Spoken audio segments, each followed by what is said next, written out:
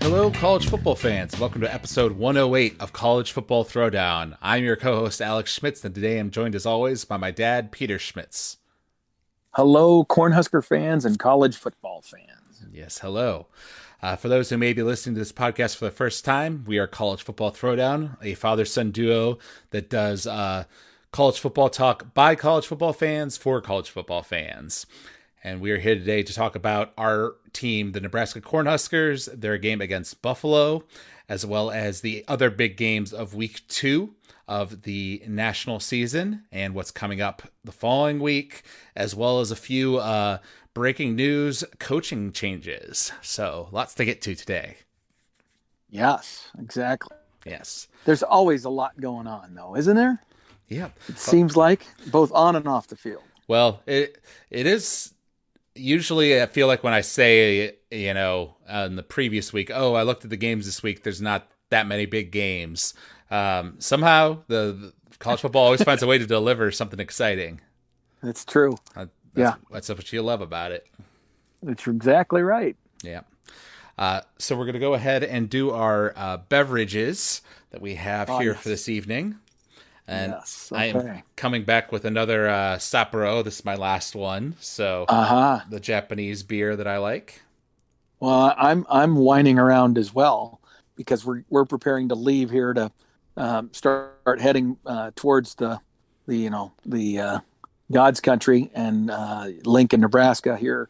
Not this week, but in about a week and a half, we're going to go down to East Lansing on our way out of Michigan and take in the Michigan State Nebraska game, which we just got tickets for today, and then we're heading over to Lincoln for a few weeks to see a couple of home games. Then, so I'm trying to get rid of my beer plethora that I have right now, so I can get organized for the rest of the year.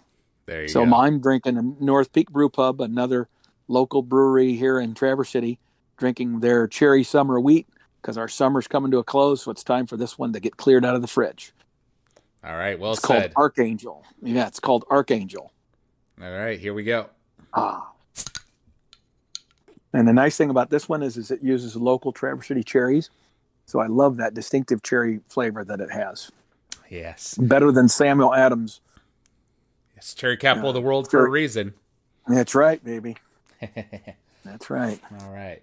Well, that'll be cool. You'll be able to do some College Football Throwdown episodes reporting from the homeland, as it were. That's right. I will. That's right. And hopefully maybe get Brother AJ if he still comes.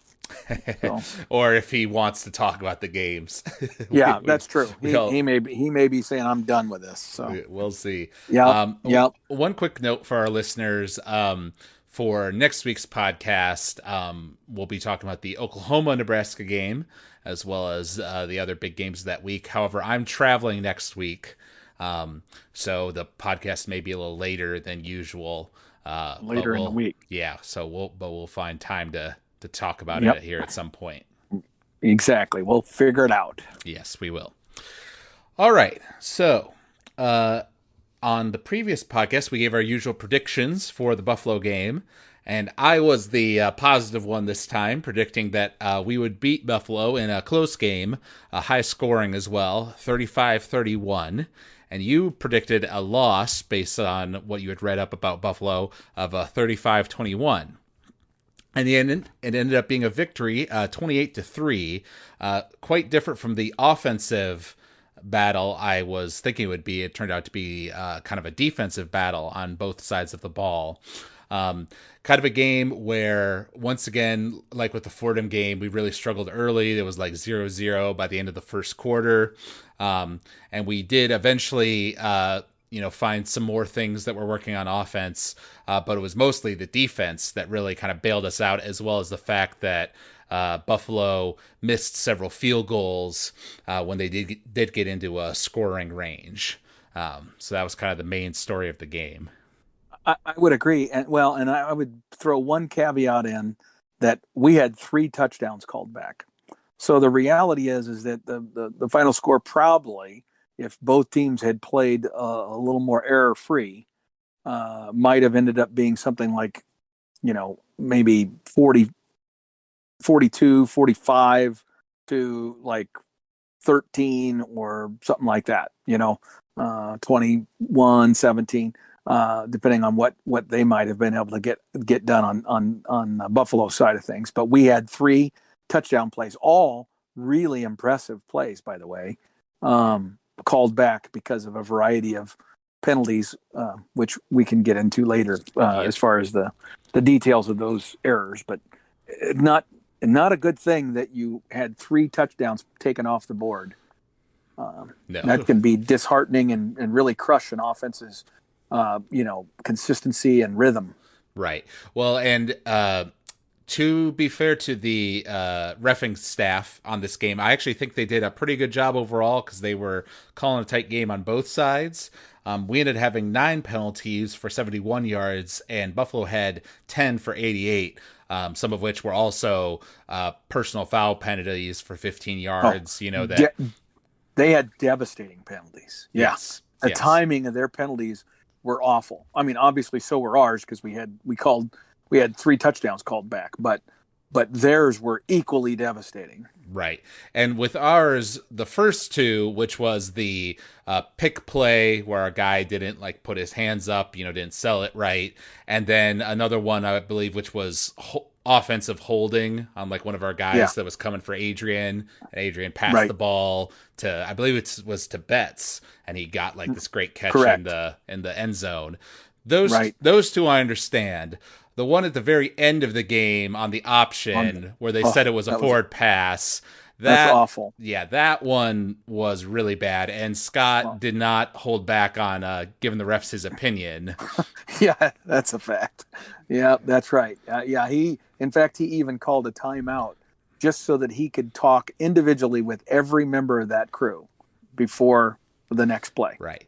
But you may recall there was a play where their quarterback, Buffalo's quarterback, got hit as he was throwing it, or just after he was throwing it, and our guy kind of pushed him and he fell down. And in the moment, it looked like it might have been, a late hit, and their sideline was really going crazy. Their coach was going wild. But when you saw the slow-mo replay, it was very clear it was just kind of a light push, and then their quarterback did a good job selling it. He went absolutely. He was acting school. Yeah, he went to acting school, and he was down there. Yeah, you would have hired him to do one of your films.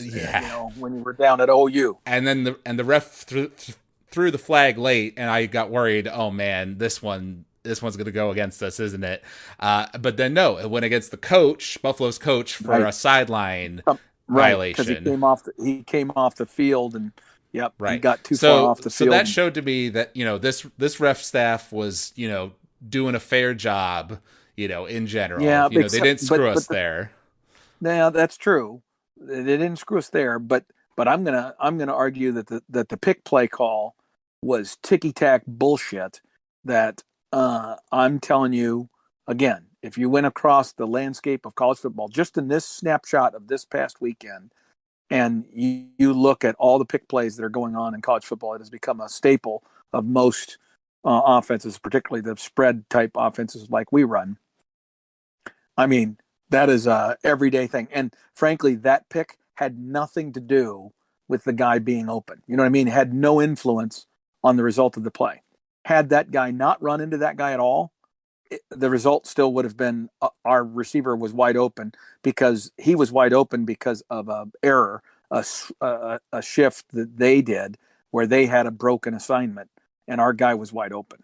And so he would have walked in like he did, even if the pick, quote, quote, had not happened. You know what I mean? So influence on the play, 0. And again, if I can go on a rant, I don't know if it's too soon, but it's again an example. This is another example of our coaches not understanding what they're dealing with, and being able to teach our guys because of I believe now, I'm convinced it's because of how Scott practices. And until we start practicing in a more game-like kind of situation and risk more injuries during practice, which I know is a horrible thing, and that sort of stuff. But we have to practice at full speed, and both offensively and defensively, because our receivers end up being shocked by the physicality and the location of where these picks happen during the game. And I believe that is because during practice, the countless, they're repping these things tens of times a day, right? And then the game happens and it just looks very different to those receivers, I think, because they're not practicing properly during the week. Mm-hmm. So there's my little rant. You've got to be able to practice so your players are getting a good look at what they're going to see on Saturday. Yep, I would agree with that. There's an old saying that Tom Osborne was a cornerstone of his philosophy, which can't be done today. I mean, this is one of the realities of how our game has changed because rules about practice and how many physical days of contact you can have and all this, because they're trying to minimize head injuries and things of that nature, the concussion thing. But all the players from the Osborne era, particularly the later part, would tell you that their practices were so incredibly physical that the game was the easy day. It just was, right? It was always easier on game day. Unless, except for, ironically, when we played Oklahoma, right? The big game was Oklahoma back then. And, that was maybe one of the exceptions. But usually you were beating on each other and going full go enough during the week that you were ready for whatever came at you on Saturday. I don't think we get that done. Mm-hmm. Yeah, no, there's, to your point, like, times have changed in that regard, but there still is problems with how Frost is running his practices, even with those Absolutely. I modern day guarantee you, rules. Alabama and Nick Saban finds a way for his team to be super physical during the week. And he is practicing his team enough at full go that his players aren't having the surprise that our players seem to have quite regularly. Right. And I know hopefully we'll go into more details here, but I want to jump into one more detail just because I think it bridges well. There was also another weird penalty that Nebraska got, which is, again, this is a coaching thing. Oh, right. We had a defensive lineman whose helmet was knocked off. Now, number one, you have to question, why did this guy's helmet come off? Probably because an offensive lineman pushed it off, right? Which means the hands to the face. So if anything, when that helmet's rolling around, that means the referee probably missed a hands to the face call that should have been called on the offensive lineman, but wasn't. But our defensive lineman did not have enough awareness of the circumstance and the rules to understand that once your helmet comes off, the rules state that you cannot continue to play, meaning that you cannot engage physical contact, that sort of stuff. Once your helmets come off, you have to just kind of, do your best to avoid things and take the rest of the play off. Well, he didn't do that. And ironically, he ran into the play, which they will generally allow. This is not a penalty that's called very often at all. No. But it was because he then jumped on the pile. He joined in on the tackle, even though he didn't have a helmet on. And the irony was he didn't need to do that. If anything, he was pushing the Buffalo offensive player forward. He was giving that guy more yardage. He needed to just back off. And the fact that he didn't know to do that is on the coaches. Another example of our coaches not having our kids prepared, not having them understand the rules and of the game. And this is something that has been a consistent criticism of mine with Coach Frost, is that our team seems to not understand the basics of the game. Doesn't understand the rules. Right. And that is, that's like Taylor Britt, catching that ball at the end zone and ending up in a safety. I mean, that is a bonehead. High school players shouldn't be making that. That's something you learn in junior high if you're playing football. Yep. Well, and you just know it.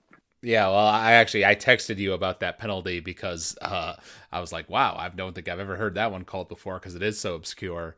Um, Yeah, and then similarly, Cam Taylor Britt in this game had a punt that was short, and he ran up to fair catch it, and then one of our guys like ran into him because he was blocking a Buffalo guy, and the ball right, scraped the back of his leg, and it ended up in a turnover to right. favor And Buffalo. now Cam didn't touch that ball, No. but as the punt returner, when it's there is usually a call, there's usually a word that the team has, and everybody on that punt return unit knows that phrase, whatever it is, and it's different for every team. But say a word like bingo, and you say bingo, bingo, bingo, and you scream it at the top of your lungs to let because there's only a few blockers that are going to be that are prepared to be down near where you are. They're going to be your lead, your wedge blockers on whatever formation they're using for the punt return, right? And those are the guys that need to hear that. Not all 11, just two or three guys. And they need to know that when they hear bingo, they stop with their blocking and start going back upfield to get away from the ball. Okay, that's the word. You just do it, right? And our guys obviously didn't hear it, or there was no, Cam Taylor did not convey it, whatever the call is. And Mm-hmm. again, another high school football basic thing that we don't do well. Mm-hmm. Yep. I want to switch to some more positive things since we've kind of been ragging on Okay. some of the negatives here.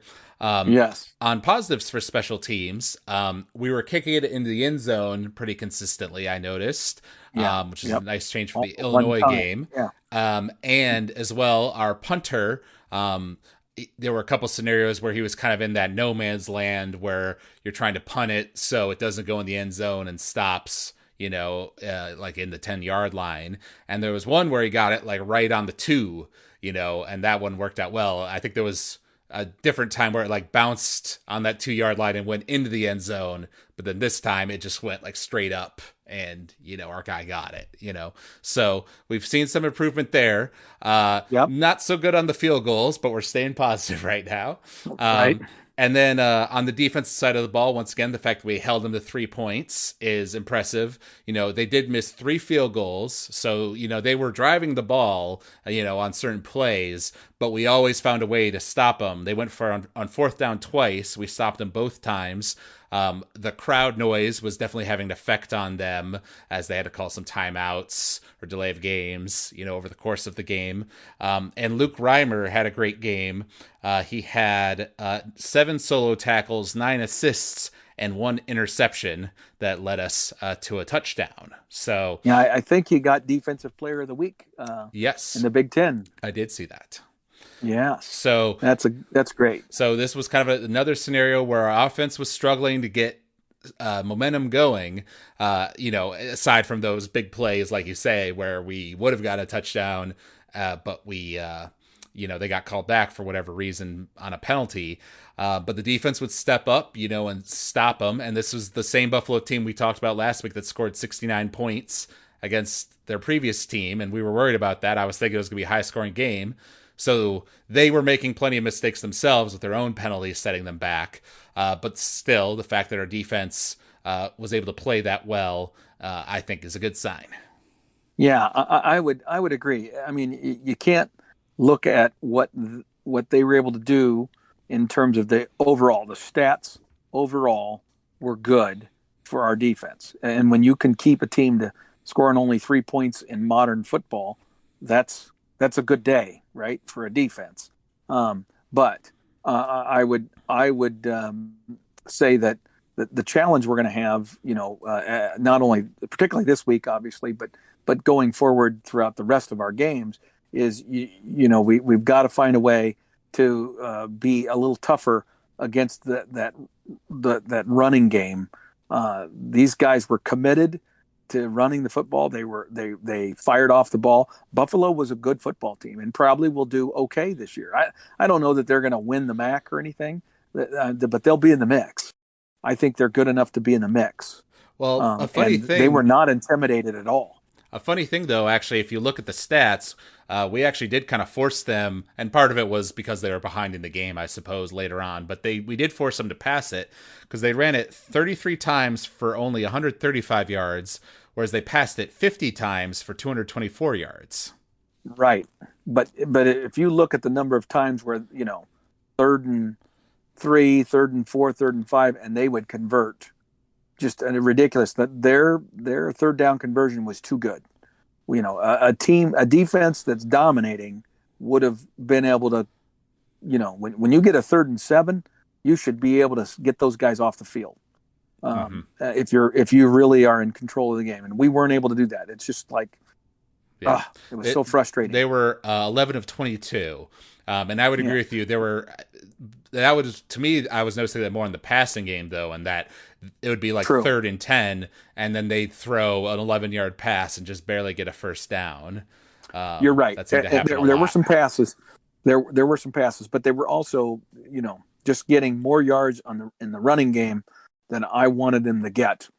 Uh, um, so that we could keep them behind the chains, so to speak, behind schedule, so that we could get them into a 3rd and long. And we struggled to we when we would do that, then we'd let them off the hook with a pass completion. So they marched it up and down the field on us. Really, between the 20s, man, they were moving that football, but we did stiffen up a lot when they would get in close. Mm-hmm. And they had some untimely penalties that helped us in that regard. Yep. Well, and also we're looking at red zone and scoring. They were only in the red zone twice, and they only scored on that once. One of those being their field goal that they actually made. Right. We were 2 of 4 in that stat.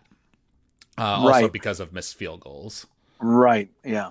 Yeah. And that's, yeah. We were similar early on, honestly, like where we would get a good drive, but they would stop us deep, and then we would bring out our Connor Culp to kick it, and he was just having a really bad day. He was. And you could, I mean, his frustration was demonstrative. I mean, he was grabbing his helmet and just could not believe he was missing this stuff. And, Scott has continued to stand behind, Connor, and said, he's a good kicker. He's a good player. And we just don't want to let this get in his head, kind of thing. So he's trying to be supportive, but at this point, I think we're a little bit beyond that. At this point, I think you need to use the tough love approach with him and say, hey, this is, and hopefully he is in practice. What he says to the media and what he's saying to the individual players, two different things. And so hopefully he's putting the screws to Connor a little bit to say, hey, I don't care that you're, returning all Big Ten field goal kicker. Forget about that. That's all out the window. You ain't getting any of that shit this year, right? Don't worry about it. I feel like he has to have that conversation with Connor, with a number of guys. Connor Culp, Taylor Britt. A number of players need to have their coaches or their head coach tell them, listen, you guys have got to stop worrying about making big plays and all these grandiose visions you might have had for this season, and just recognize that your job is to figure out how to do your job. Taylor Britt tried to jump a few routes on Saturday that if he had just played defense the way he's taught, we would have stopped a couple of one of them particularly. We had him backed up, near their goal post, and we would have. He would have easily been able to just even if he hadn't knocked the ball down, if he had just played that defender properly, which is the way he's taught, he would have made the tackle right as the guy caught it, and he would have been short of a first down, and we would have made them punt inside their own 20. But instead, he thought he was going to go for the, star-studded interception play or whatever, and he jumped the route and he mistimed it, and the guy catches it, and now the guy is running free and gets 15, 20 yards, and they're out of the hole. And that's him trying to improve his stock for an NFL bid next year. And he needs to understand, listen, you've made enough mistakes. All that impressing the scouts with your regular season shit, that's out the window. Just wait till the opportunities present themselves and seize on them when they're there. But Right. he's just trying too hard. He's trying to do too much. Right. And yeah, it is frustrating with Connor Culp because, like you say, he was a great kicker for us last year. Not like an Alex Henry type where he was a real like star kind of, Boomer, but right? right, not that type, but a solid, consistent kicker. Which is what you want to have on a football team. So I feel like it's a mental thing for him. And I know that, Yeah, like you say, kickers can definitely get in their own head for sure. yeah. So Well, and now we're going up in a game in which if we hope to stay close in this coming game, that kicker is going to be critical. that's true. It should be noted one other factor on the day was that it was a record heat day at Memorial Stadium on game day. It was over 100 degrees down on the bottom, at the field level. Well, actually, they have some kind of a Mm-hmm. system where they're able to actually measure the temperature on the field surface, and it was 130. Yep, they did say that.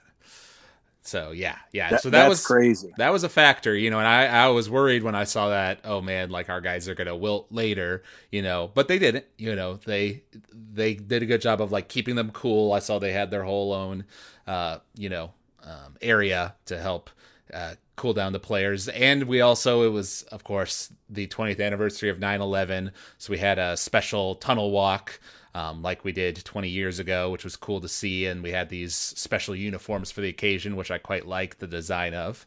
I did too. Yeah. They had that old school numbering on them. Yep.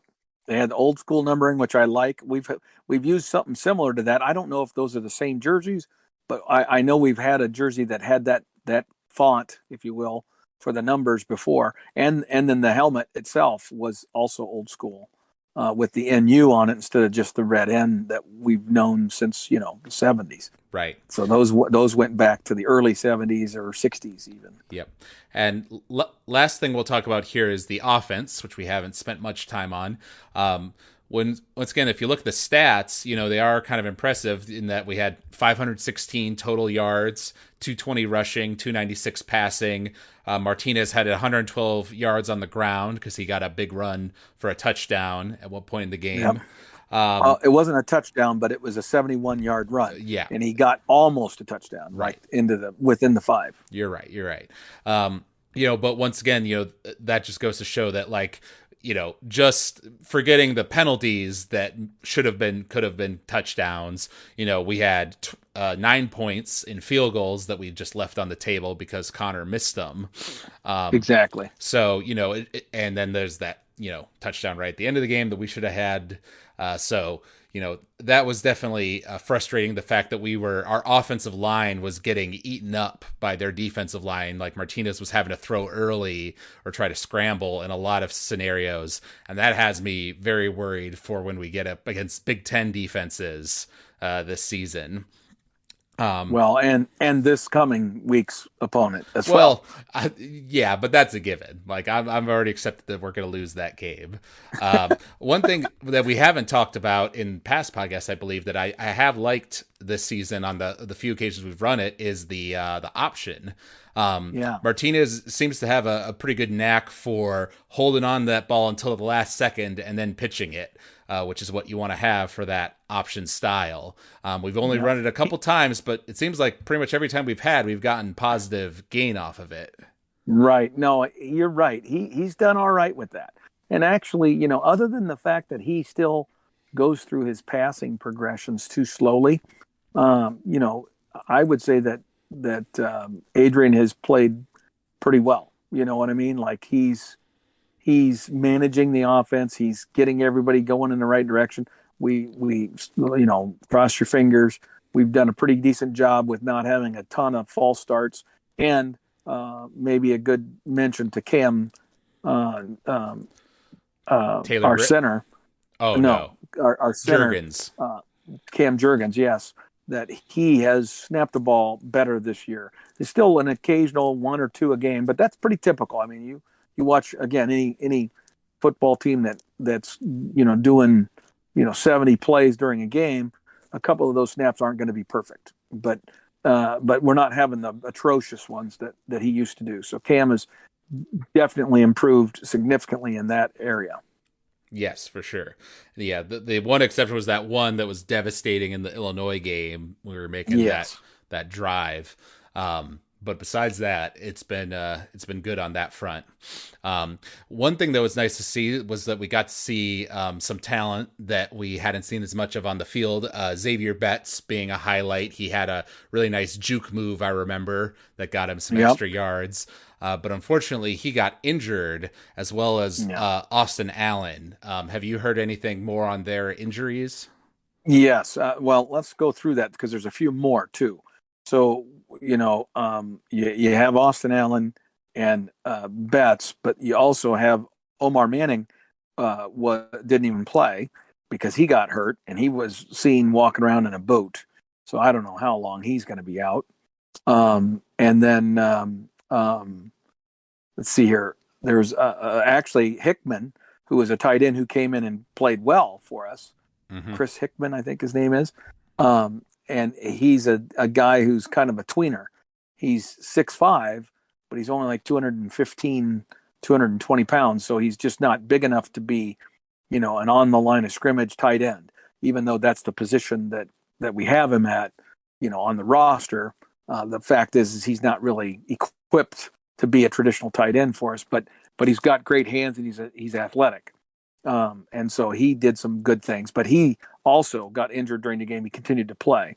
The Austin Allen injury, I'm very concerned about because I believe it's concussion. I suspect he's in concussion protocol. And and it was funny because, during the broadcast, they said, oh, he turned his ankle. And that's what the claim was. And that's what they told the sideline reporter. But he hit his head. I mean, if you watch the play, he was falling backwards and his head slammed on the turf. So I have a feeling that he's probably got himself a concussion, and so I would not expect him back for the Oklahoma game. Yeah.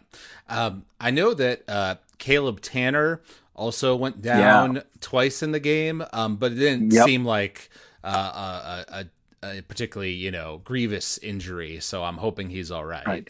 Well, and I think it's going to be it's a nagging injury, is what I get. So I think we're going to see Cam. We're going to see him on the ground like that, probably in future games as well, where he has to be helped off the field because he's got this problem, and I don't know exactly what it is, but whatever it is, they seem to think that he can play with it, but as soon as it gets tweaked or whatever, then it hurts like hell, and he just needs some time, and so then they have to get him off the field, and then he can come back in the next series and play until he tweaks it again. Right, which is I've gone through that. Yeah, not a great when I played. sustainable scenario, but hey. No, it isn't. But when you get there, I mean, I experienced that with a pinched nerve and in my back one season where I just had to accept that I had stingers in my shoulders and a turf toe. That once you have an injury like that, you just kind of play with it. But then when it lights up on you, man, it hurts like heck, and you might have to go out for a few plays, but then you're right back in. My whole side of my shoulder, my whole side of my body would just go numb, and I'm like dragging my arm off the field, and then you 3 minutes later the pain, the sense comes back, and you go back out there and play, and that's Right. the kind of nagging injuries that a lot of these guys end up with by the end of a season. Yeah. Both teams had a lot of injuries. Part of that was no doubt due to the extreme heat, people cramping up and things like that. But they got, Yep. Both Illinois and Buffalo, these teams that we've played have gotten beat up while playing us. So that gives me signs that our guys are playing physical. There were still a few missed tackles, or like where they went for the leg because they didn't quite get a guy. But in general, that is something I've definitely seen improvement on compared to like 2 years ago. Oh, yeah. I would totally agree. I think our defense has tackled well. I think we've generally been in position that we're supposed to be in, although there's obviously some gap assignment issues that we still have, but it's not as pervasive as it's been, in some previous years with Scott Frost and his staff. But offensively, our offensive line is a merry-go-round. It's a mess. Yeah. And and we need those guys to stop thinking, and they need to start playing, and they need to start playing now, because if they play like they did on Saturday against Oklahoma's defensive line, it's going to be name the score time, and we'll be lucky if Adrian survives the day. Yeah, yeah, it could get ugly, that's for sure. So transitioning off of the game, one quick note on the national news side of things. There are actually two pieces that will flow into each other nicely. One is that the four teams that we talked about on the previous podcast that were rumored to be going to the Big 12 have received their invitations or extended them to the Big 12. And that is Cincinnati, BYU, Houston, and UCF. And the rumor I saw was that they're, I guess, aiming for 2023 as their year to officially begin. Right. Well, and every time, they say those things because that's what you have to say based on contracts, right? Usually contracts associated with the conferences that those institutions are currently a part of. But oftentimes there will be ongoing negotiations that will happen between now and then that might very well pull that forward a year or even two. That's just like the Texas and Oklahoma departure from the Big 12 to the SEC. I wouldn't be shocked if that ends up all kind of materializing sooner. Oh yeah, there's no way they're waiting until 2025 for Texas, Oklahoma. Right, exactly. Yeah. So I think there's some things there that are going to have to be played out in a negotiation behind closed doors, and then they'll come out and say, well, this is what we're really going to do. Right. But honestly, again, as I look at that, what the Big 12 did, frankly, they have done it again. They have found a way to survive, right? That I think adding those four teams, probably four of maybe a handful of others teams that they could have gotten that would have made sense and bring enough panache in terms of their success on the field, as well as fan base and eyeballs to make it worthwhile.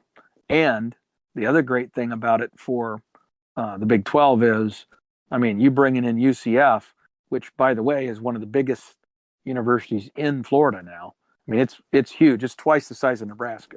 Right? Their student population is, I think, 65,000, 70,000 students. They're a huge school. Wow. And so they have a huge, a growing alumni base, growing fan base, and they bring access to Florida, right? They're a Florida school now that is part of the Big 12. So, a Florida kid can now play at UCF in the Big 12, right? So a Florida kid can stay home, so to speak, and still be a member of the Big 12. Yep. Or they can go to one of the other Big 12 institutions knowing that they're going to come back and play, back in Florida, back in front of the home crowd, with some frequency. So that's a big deal for them. And BYU is a national brand, obviously, associated, much like Notre Dame. It is the national university of the Mormon church, and so you're going to have a huge fan base that follows that program. So really, really good choices, I think. Oh yeah, that they made. From what's available, I think they made good choices. Yeah. I'm still waiting to see if there's any more movement of the 8, or I guess it was eight teams that were remaining after Texas and Oklahoma left, because I definitely think like the Big Ten is looking to expand now to counteract the SEC, because if they just do nothing, the SEC's power is going to be so great. I feel like they have to do something. And I know that there's this alliance now between the ACC, the Pac-12, and the Big Ten, but as we talked about on a previous podcast, that might not be worth the paper it's signed on, in a year from now. Exactly. So we'll have to see. I agree. I don't know that that's going to do much for us. So yeah. I would agree with you. And yeah, that would be the concern that the Big 12 still has to have is that yeah, they brought in the best choices available, but it's still got kind of a ceiling on how much they could likely demand from a television contract, and so it'll be interesting to see what happens. I think it's a great move by those institutions, though. I think Cincinnati and UCF and uh, uh, probably to a lesser extent BYU. BYU is the only one that probably could have waited around and might have potentially gotten the invite into the Pac-12, for example, at some point. Right. So they're the only ones that maybe had some other options. The other three schools, I'm trying to think of who the fourth one is, and it's escaping me now. It's UCF, Cincinnati, uh, BYU, Houston. and Houston. Houston. Okay, and Houston that's Houston was an old Southwest Conference school, so they're kind of rejoining, some old foes like Baylor, and Texas Tech, and some old Southwest Conference schools that they played with. So that makes some natural ties and sense as well. Yeah. The other big piece of news that actually just dropped today, as recording this Monday, is about USC, because they played against Stanford this past weekend and got beat 42-28. And frankly, that score doesn't show how dominant it was from my looking at the highlights, because it was like 42-13, I think, in the fourth quarter. Correct. So it was a rough loss. They did not Oh, look and it was a physical beating good. too. Yes. And then today, Monday, it was announced that Clay Helton has been let go from USC. Their cornerbacks coach, Dante Williams, is going to be the interim head coach. And, it's been kind of like writing on the wall for Clay Helton for a while now. He was 46-24 entering his seventh year at USC. He got a good start. He went to the Rose Bowl, I believe, in his first two seasons. Or at least once in those first two seasons, but since then has struggled. But I was still surprised to see USC acting so kind of spur of the moment, in the second game of the year. Yeah, I agree. I find the timing to be a little bit odd. I'm wondering if they have already been in conversations with someone and they have somebody already, lined up. You know what I mean? Some Yeah. coach that they've targeted, that will be announced maybe not until the end of the season, but they already have some of their homework done. I don't know, because it just seems like if you because now you've got, I mean, you are now lame duck. And what's going to be interesting to see is, depending on who this guy is that they choose, they need a home run hire, and they're going to need to have him pretty quick after the season's over, because with the ability to transfer now being made so easy, Right. they are going to be the first major team to go through this in an era where everybody can take off. And so the question is, what kind of exodus are you going to have from that USC roster, Mm-hmm. depending on who the new coach is? If they get a wow hire, then that guy might be able to come in and hold that ship together.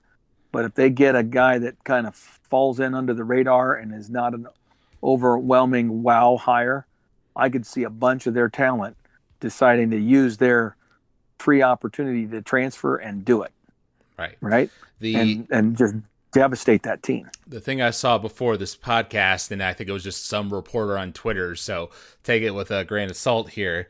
But what he said was that Luke Fickell is their first choice, and apparently Bob Stoops is second choice.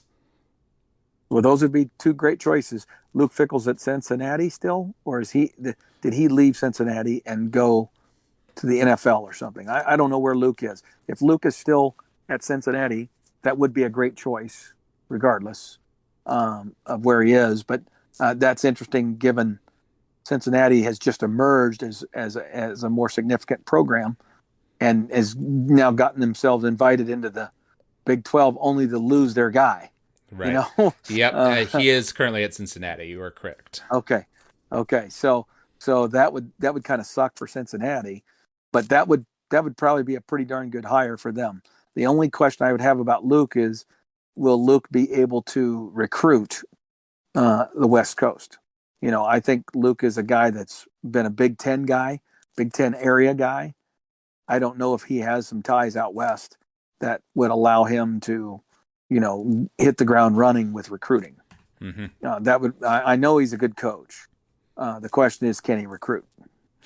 What was it? I saw some comments saying that Urban Meyer, it was just something of pretending to be him. And he's like, "Oh, sorry guys, I got to step away from the analysis desk today." Because USC is one of those prominent, high-paying jobs that could Absolutely entice him back. Well, if Meyer was available, but yeah, that would have been one that he would have seriously considered. But since he's in the NFL now, obviously he's going to stay there until he gets fired. But right, we'll see. Yeah. And going into the games from week 2, which we'll go through here briefly, we did predict the big game, which was Ohio State, Oregon. I predicted that Ohio State would win 41-31. You predicted a higher scoring victory of 49-21. But it actually ended up being an Oregon victory of 35-28 in Ohio as well. So I know. And I'm totally shocked by this result. I really am. And I watched a good bit of that game, actually, because it was the primary game of the day. And I was amazed, and I mean really amazed, because Ryan Day and his staff have been so good, Alex, up until now. But their unwillingness to change up their defensive approach when Oregon was having success was a bit of a head scratcher to me. I mean, Oregon had figured out on film, that they could basically clear out, the Ohio State defense with some, formations and some motion, and basically get a numbers advantage inside. And they were able to run the football effectively with that approach, because Ohio State refused to break away from their man-to-man approach. They needed to go to a zone and shore up that run defense enough or long enough to kind of get control of the game, and then they might have been able to go back to a little bit more, at least mix it up. But it just seemed like they were in man a lot, and Oregon, every time they saw that, if they saw that, they would just keep going to the same series of plays, and they were all working. Mm-hmm. And I watched the highlights from the game, and from what I saw, Ohio State was driving it in the fourth quarter with 5 minutes left on the clock or something like that. Mm-hmm. And then I think it was the only interception of the game. Of course, the quarterback throws it right as they're on this important drive, and that was basically the end right there. But they were in the position to tie it up. Right. No, I know. Yeah. So, good for Oregon. They definitely looked very physical, and showing off their athleticism and all that. It was just kind of funny to watch it. Like I saw that they were doing that play where they throw it laterally to like the sidelines, to a receiver, and then have him run along the sideline, which is a play I kind of hate that Frost runs. So it was kind of funny seeing, some of our plays reflected in them, because of course that's where Scott was under Chip Kelly. But this is the first home loss in Ryan Day's career at OSU. Right. I know. That's the thing. It's a bit of a head scratcher. It just seemed like they were unwilling to make an adjustment. They must have kept seeing enough to say, no, we don't need to change it. We just need our guys to execute what we're asking them to do better. And they just never quite got it done. The sad news is that I think this will be very valuable for Ohio State, and I think that they will probably be a better team as a result of this loss. But it might be enough of a loss to keep them out of any legitimate conversation about the college football playoff again. And I hope not, because I don't want the Big Ten to be shut out again. But I feel like Ohio State's one of the only flag bearers we have that's got a legitimate shot at getting in that mix, I mean, if Oregon goes on to win the Pac-12 and That then would help. and OSU, has a good season from here on out, they don't lose again, then I think they're easily still in the conversation. I would agree. I would agree, and I do expect Oregon to do well. Oregon's coach is a phenomenal recruiter. He's a good coach, but an absolutely incredible recruiter, and he has been stockpiling talent for a while. It hasn't necessarily been translating in previous years, although they were expected to be uh, they were the best team in the Pac-12 last year, and then kind of got upset and Right. ended up not being the Pac-12 champions, but they're going to be a factor for many years to come because of USC's struggles. Although Chip Kelly's starting to get it back together at UCLA, so we'll see what UCLA does. But Washington now, I don't know if you were going to talk about that game, but that was another big game from last weekend, and now they are facing 0-2 at this point. They're really in an uphill battle. Yep, they lost to Michigan 31-10, which is a Yep. game we had mentioned a little bit last week. Yeah, that was a dominant win by Michigan. Michigan's got some young talent that's starting to emerge, and I just loved how aggressive they were. I mean, that offensive line and those running backs, they're hitting those holes hard and full speed, man. They are attacking, and so I was favorably impressed with the Wolverines. Yeah, I think I saw some comment in the press from Jim Harbaugh talking about like we don't travel by air, we travel by land or something like that, alluding to the fact that why aren't you passing the ball more? While we're having Right. success running it, something like that. That's interesting that he would say that. Yep. Well, I think that's pretty clear what they've got their identity now. See, that's one of the things that they've been struggling with in recent years. That's one of the things we've struggled with at Nebraska for a number of years now is to really have an identity that you can hang your hat on. And I think Michigan now has embraced that that's what they're going to do. Not that they won't throw the football or that they don't have good receivers because they do, and their quarterback is a stud. Their freshman who's the backup right now, but is their future is got an incredible arm. So I don't think we're going to see them become Bo Schembechler's 3 yards in a cloud of dust anytime soon. But they're certainly committed to the run to a higher degree than they have been in a long time. Yep. And then this one made me happy as a former member of the Big 12 was Arkansas versus Texas, where Arkansas won 40-21 in a game where Texas made a lot of mistakes and just kind of got physically beat up once again. Those who watched the SEC shorts on YouTube, I saw they had a really funny one today with Texas and Arkansas, like Texas Oh, all beat up, like trying to get out of the SEC deal. oh, It was pretty good. well, you know what? It is.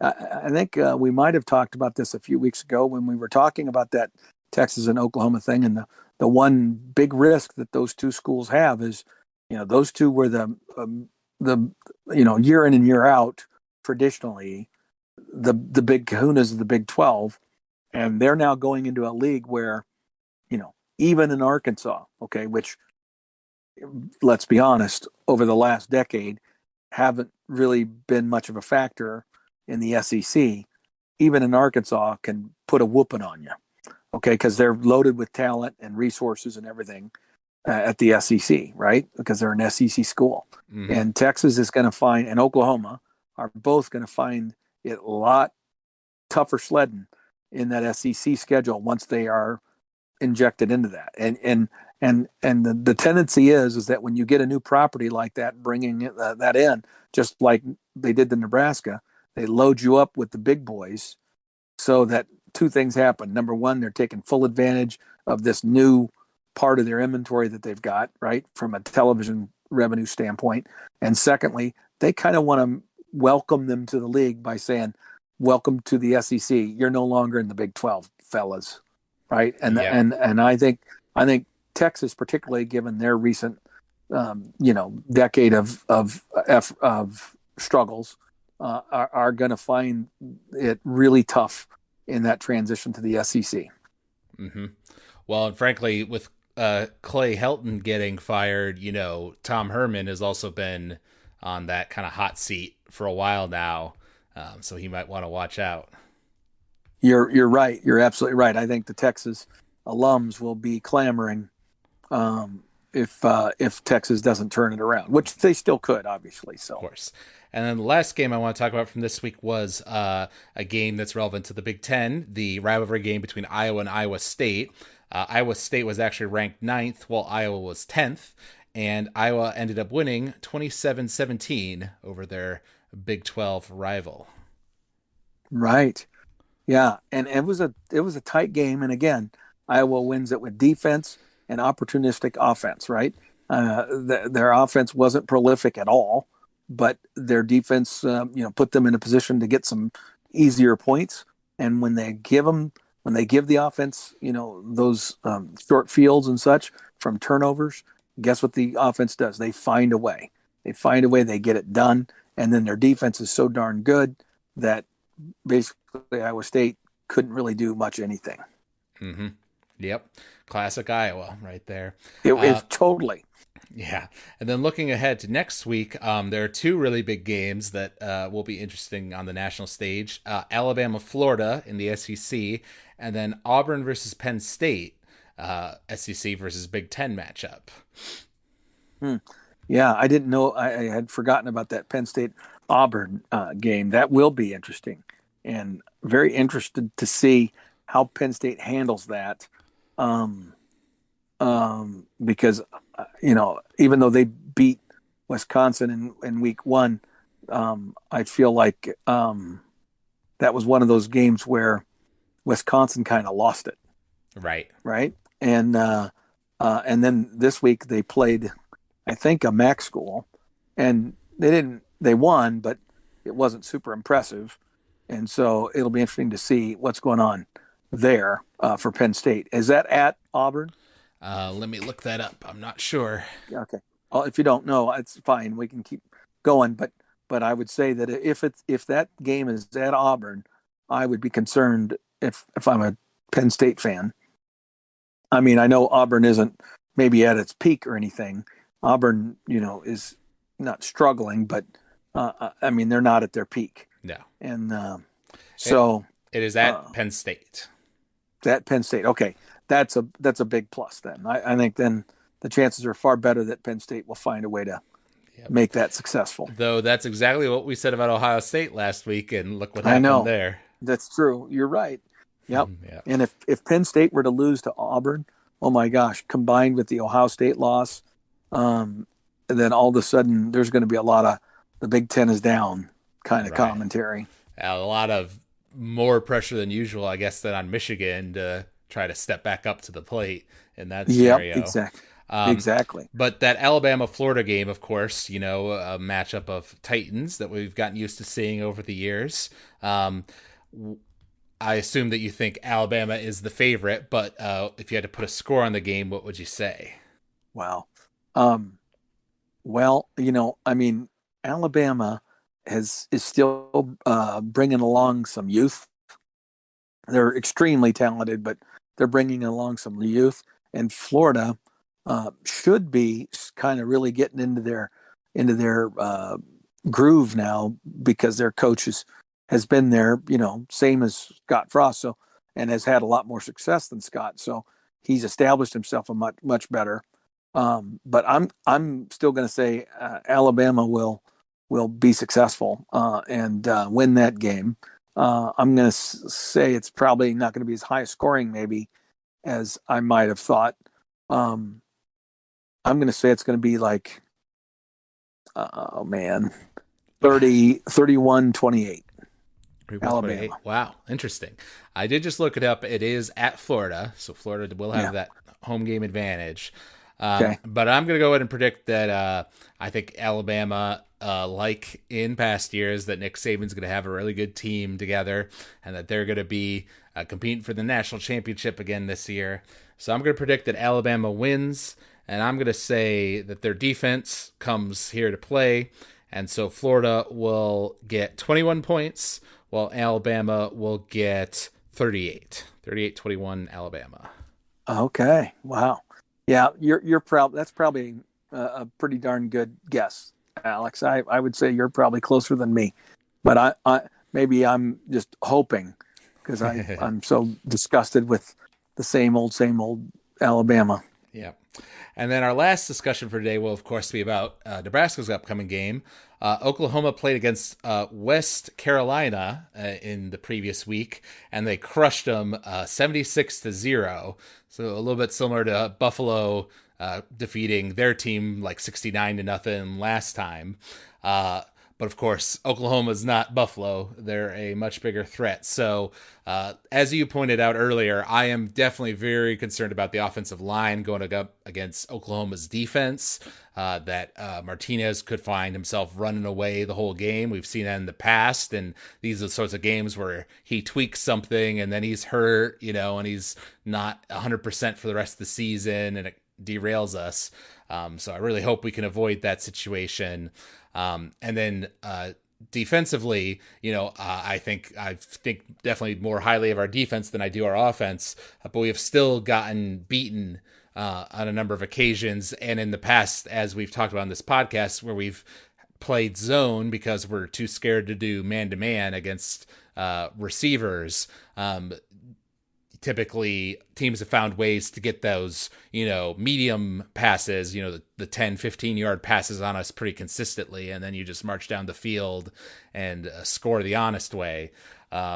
So it's going to be rough for us. I'd like to think that we can hang in there in the first half, and then they kind of pull away, blow the doors off us maybe in the second half, but at least we make one half convincing. But that is definitely not a guarantee. What is your feelings on that? I would agree with you on your overall assessment. I think our challenge is along the offensive and defensive line. They are going to be coming at us, and again, this is where I think the weakness in how we prepare, the weakness in our practice philosophy and approach, comes back to haunt us in games like this, where we're going to look like we're running in quicksand while they're gazelles that are running, full speed. And my fear is that things could unwind rather rapidly. We would need for them to do us a favor or two. We would need them to have a turnover, to make some mistakes, and maybe be a little overconfident so they're not at their peak in terms of intensity. But I guarantee you that won't be the case. I think they're not going to be overlooking us or anything like that. And they're going to come into that game wanting to make a statement because they did not play well in their first week's game.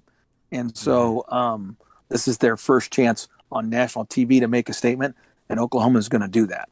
I'm afraid that Nebraska's only choice here is to match that intensity and that physicality. And our defense, I think, is good enough to maybe be able to slow them down, like you say, for a little bit, especially if we came up with a scheme that really matched up well for them. And their quarterback is a Heisman front runner, but I also think he's a guy that in the past has had a tendency to maybe, lose his focus for a period of a game, right? Mm-hmm. So you throw an interception, maybe make some bad decisions, whatever. And it would sure be great if he did that, especially early in the game, so that would allow us to maybe get a cheap touchdown or something, and kind of hang around. But I agree. By the second half, I don't think this is going to be very close. And my concern is that our guys are going to give up. I sense there's an overall kind of level of frustration among our team. Guys that are pretty close to just kind of throwing their hands up and saying, screw this, because they're getting an awful lot of negative commentary from Nebraska fans who, even though we've won 2 games, still look at the way in which we won those games and say we should have dominated those 2 teams, and we were fighting for our lives in both games in many respects. So I just don't think we can match up with these guys. Right. I mean, we would need them to really, really screw up. Yeah. So I don't want it to be, a 55-3 kind of game, but I would say that's more likely than us being in a tight, 21-17 kind of game. Oh yeah, well, I definitely agree that that's the more likely scenario. I will say in both the Scott Frost and in the Mike Riley era, we did show the ability to pull off upsets against teams that were considered to be better than us. Frankly, it's us playing the teams that are considered worse than us, where it feels like, we have that expectation, right, that we're supposed to be the better team and we make stupid mistakes that let them stay in it. In this case, though, the pressure is off. We're playing at Oklahoma. Nobody is going to be choosing us to win this game nationally. So if they do make a mistake, and somehow the kind of the tension gets to Oklahoma, then we're the ones who have nothing to lose and can kind of play freely. So that's kind of the one scenario where I can see us making it close and maybe pulling out a surprise. And if Shenander can get the defense ready to play this offense, okay, and all the diversity that Lincoln Riley has in his offensive repertoire, then that would go a long way. And then maybe you have, a breakdown in their defense, and Adrian is able to take advantage of it and either make a great run or a great pass like he's done in recent weeks. And that would be awesome, But here's the thing. We talked about it at the beginning of our podcast today. Other than Toure, right? Mm-hmm. We've got Omar Manning out. We've got Betts out. We got Austin Allen out and Vokalek. And so Hickman. We're now down to our and potentially Hickman.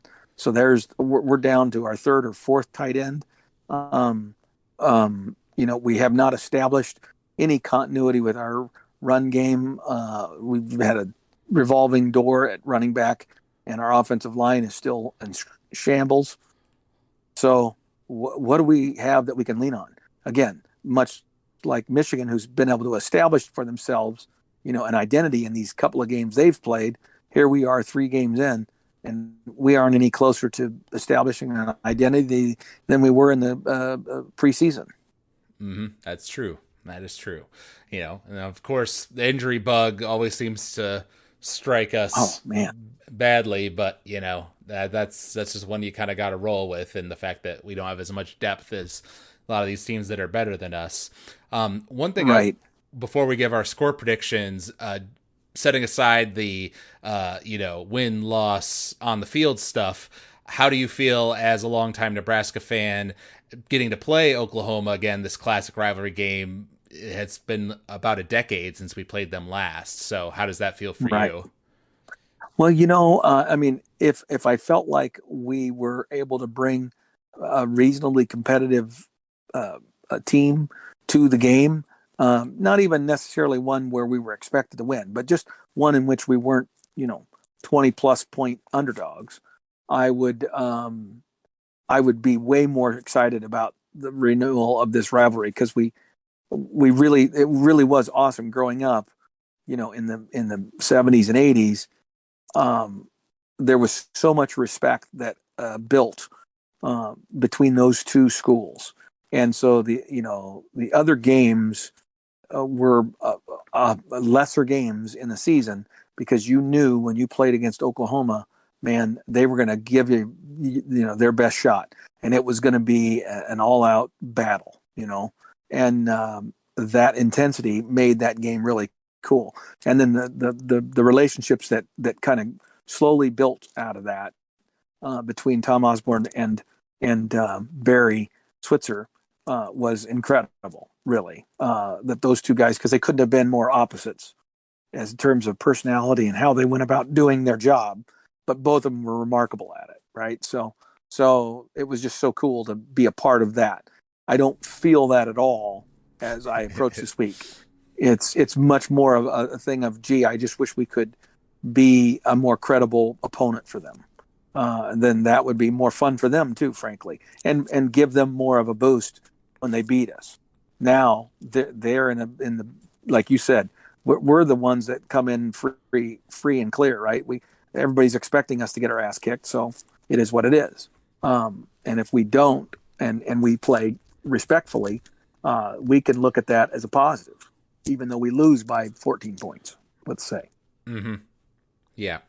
Yep. In terms of predictions, I'm going to go ahead and say that Oklahoma does win. They definitely do beat us, and they are able to score a lot of points on us. But that I'm going to hope that we are able to, like you say, kind of find some of that identity that we need on offense, and are able to keep, like I say, I would predict we keep it close in the first half, and the second half they kind of blow away from us, and it's not really close by the fourth quarter. But we've kept it respectable at least. So I'm going to predict that Oklahoma wins 42-21 over Nebraska. Well, okay. See, now that would be a score that I wouldn't be happy with, but I could probably accept. Again, I'm going to be more on the pessimistic side in this week because, as a side note, there are some longtime contributors and guys that participate in some of the websites that I frequent that talk about Nebraska football who have really thrown in the towel this week, even on the heels of this quote quote victory against Buffalo. They have finally conceded that they don't believe Scott Frost is getting it done coaching wise, that he is officially in over his head in their minds. And these are people that I respect because I've generally agreed with their reasonably heady and objective view of the program and where we might be able to improve, but with an obvious homer bent, in hopes that we were going to turn that corner. They're now conceding they don't think we're going to turn the corner. That Scott isn't the guy, and they've kind of lost hope, and that's a bad sign for me. So my prediction is that we're going to see some of that lost hope show up in this game, and if things don't go well for us early, which often is the case, even when we're playing lesser teams, then this could get ugly, and hopefully Oklahoma will call off the dogs. But I have a feeling that they're going to want to hang at least half 100 on us. So I'm going to say it's going to be 55-17. Okay. Both definitely could happen. We will have to see. Yeah, I of course hope that we can do like you said and stay close, have a couple of good things happen early, maybe put a little bit of a doubt or fear in them because we're able to, say, establish a running game, which they will be watching 3 films showing that we can't run the football. And so if all of a sudden we're able to against them, that might freak them out a little bit, right? And all of a sudden then wide receivers are open and we're a balanced offense and Scott Frost's offense starts working. That would be the scenario that's great. And then our mature defense, it at least slows them down and we are able to score, match scores, and, play with them. And we end up in a battle that ends up with a victor that wins by, 45-42 or something like that. Yep, that would be nice for sure. For sure, that's what we're all hoping for here in Husker Nation. So, as I said at the beginning of the podcast, next week's podcast will be a little delayed. We may combine 2 podcasts together. We'll see, but we'll definitely be back to talk about the Oklahoma game and the other big games coming up in this week of college football. We hope all you out there enjoyed listening to us. If you did, you can find us on Apple Podcasts. If you search for College Football Throwdown, you can leave us a rating or a review there. Let us know what you think of the podcast. You can also find us on SoundCloud if you prefer listening on that website. So thank you all out there for listening, and thank you for joining me for this episode, Dad. And until next time, go Big Red. Go Big Red.